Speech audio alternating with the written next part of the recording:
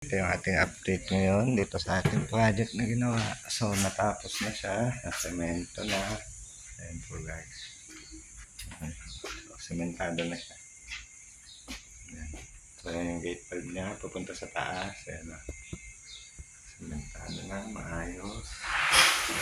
Ito. Diretso.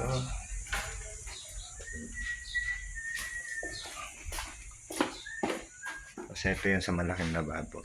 Ayan. So, tapos na rin siya.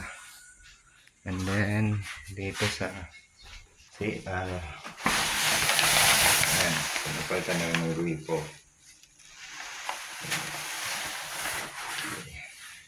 Tapos yung dito sa loob. So, ayan guys. So, tapos na rin. Sa taas. Check.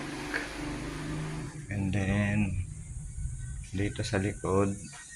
So, ito yung connection niya. Yung pinadaan dun sa sa Kisame. So, nagtibag dyan. Tapos dito, pinagilid.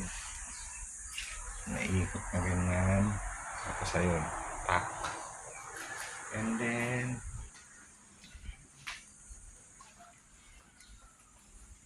yun dito naman sa powder room yung sinemento sa labas. So, ayan. So, nakakonect na rin siya. Water check. Good. Okay. So, yun guys. So, ngayon, ang susunod is linis naman. Ayan. So, lahat ng alikabok, lilinisan. Ayan guys. So, linis muna ako guys. Thank you.